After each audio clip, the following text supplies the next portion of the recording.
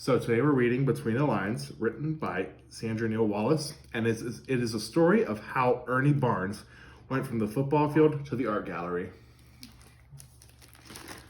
So, looking at the illustration, when do you think he was alive? I don't know, maybe in like the 19th century. 19th century? Okay. And what do you think this story is going to be about? Like football and art gallery. Football and art? Do you think he's going to play football or just paint it? I think he's just gonna paint it. Just going to paint it? Ernest loved the North Carolina rain. He waited for the backyard to turn into mud, painting mud. Then Ernest found a stick and painted in the slippery soil. He drew straight lines and curved lines, looped lines and crossed lines, lines that kept moving past his father's new picket fence and on to Willard Street. The neighbors wondered when Ernest was painting. They followed the lines to see where they had led. Mama saw how Ernest loved to paint, but in the segregated South, she did not feel welcome in the art museum. So, on sunny days, she brought Ernest with her to work. Mama was a housekeeper for a lawyer in Durham's white section. Ernest hadn't known anyone with a library until Mr. Fuller. The room smelled of leather, books, and mahogany frames that Mama polished. Ernest stared at the beautiful paintings in the frames. They told stories without words. Ernest had trouble with words. Quiet and shy, he rarely spoke. He didn't know what to say when kids from the neighborhood picked on him, and he wouldn't fight back. Instead, he hurried home and painted. When Ernest grew too old to mud paint, he carried a sketchboard. The neighbors wondered what Ernest was drawing. He drew the junk man peddling hubcaps, families walking home from church, the old man snoring on the grain sofa in the vacant lot while the kids played football. In the summer of 1951, most kids in Ernest's neighborhood dreamed of being professional athletes. "Hey man," they said, "what did Mays do today?" Ernest didn't want to play baseball or football. His hands were his drawing hands. Ernest grew to be 6'3". The football coach at Hillside High wanted him on the team. Ernest told the coach his mama wouldn't let him play.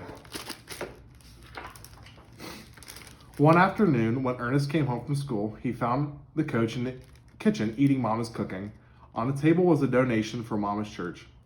Ernest knew his drawing hands would soon be playing for the Hornets. Coach made him an offensive lineman. Ernest played center and became captain of the team.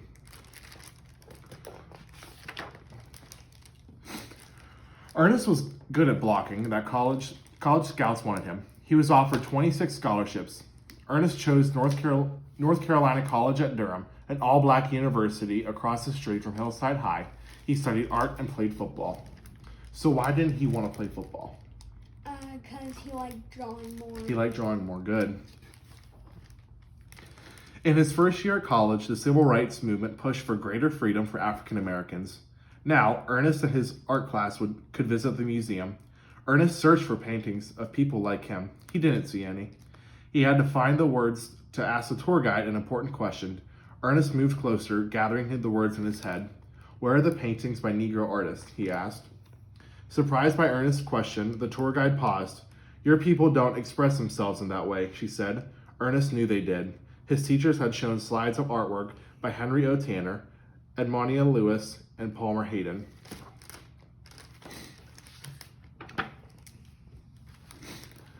But what would Ernest paint? His canvas stayed blank. His art teacher, Mr. Wilson, drove Ernest through the neighborhood. Inside the homes, Ernest knew the rhythm of laughter from his father's ragtime piano and the hard times. Ernest and Mr. Wilson yanked up a chute stuck in the muddy walkway, a shoe with a story to be painted about hard times. "Art is all around you," Mr. Wilson told Ernest. "Use what you see." You catch my drift? So, how do you think where he lived affected what he was going to paint?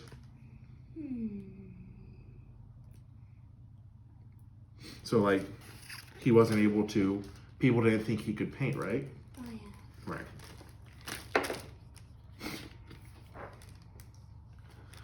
Thinking about what Mr. Wilson had said, Ernest looked around his neighborhood and no longer appeared ordinary. In the movement of every football play, the explosion of a kickoff, and the swivel and swears of a baseball game action, he saw beauty. He had found what to paint. Who is going to feed you if you become a painter? Asked Ernest's father. Ernest wasn't sure. What do you think he's going to start painting? Football. Football? In his senior year of college, National Football League scouts came to watch Ernest play. We're going to draft you, they told him, but he didn't think they were serious. He had other plans. On draft day in 1959, Ernest waited in Mama's kitchen. The whole day, no telegram came. In the morning, Ernest spotted his name in the newspaper. He ran outside to tell Mama, "I'm going to be in the pros," he shouted. Ernest would earn a living playing football for the Baltimore Colts. A few weeks later, Ernest rode a bus to watch the Colts play in the NFL championship game. He heard the thwack of tangled linemen butting shoulders on the field. He saw the sweaty faces of his new team, who sat shoulder to shoulder on the bench, players who lunged forward, itching to play. Back home, the sideline images still swirled in Ernest's mind.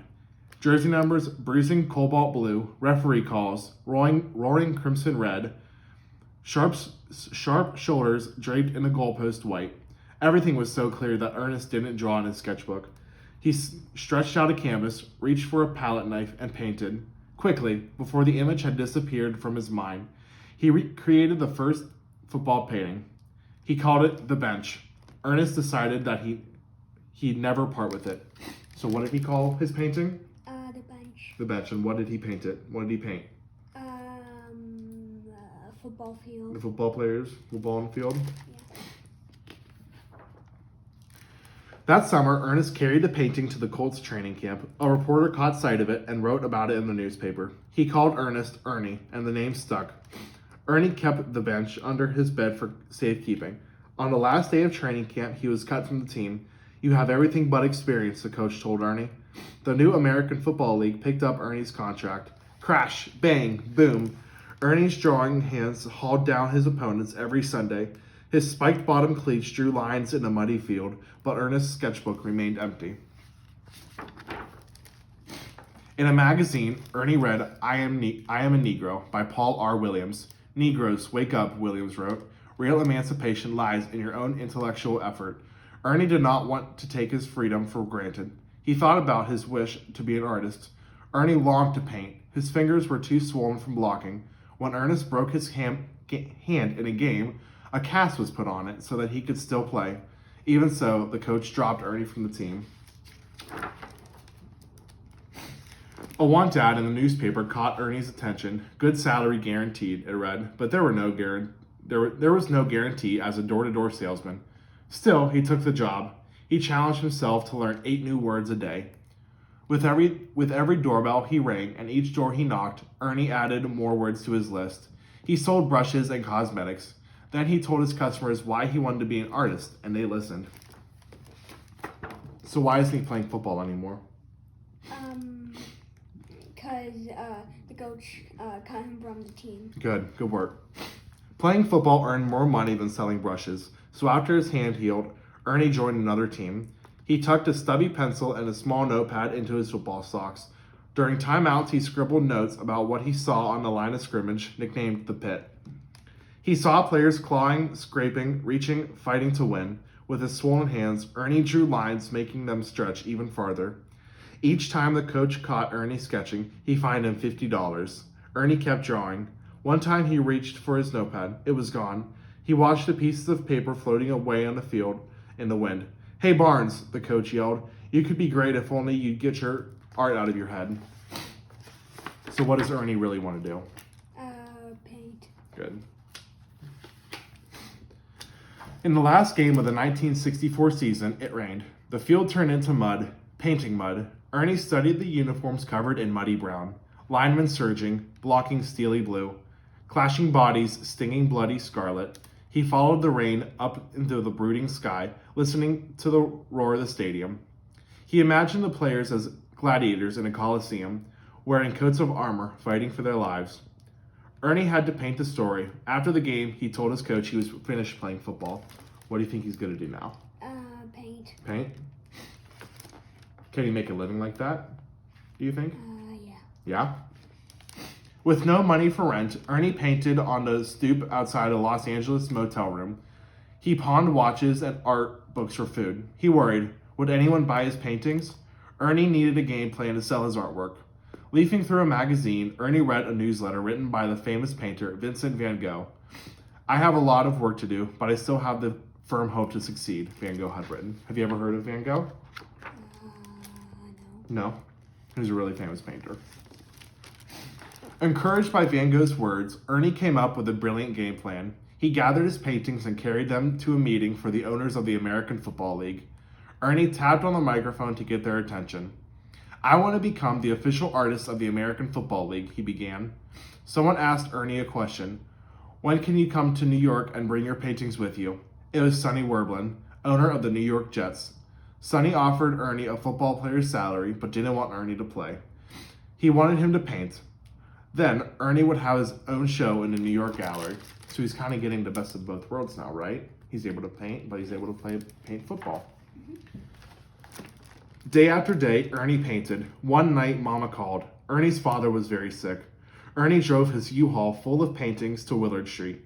He wanted to go home to see his father one last time. In the backyard, the fence his father had built sagged in a withered gray. Ernie leaned his painting against it. It was perfect, Ernie decided. Ernie framed his paintings with a piece of his father's fence and drove back to New York.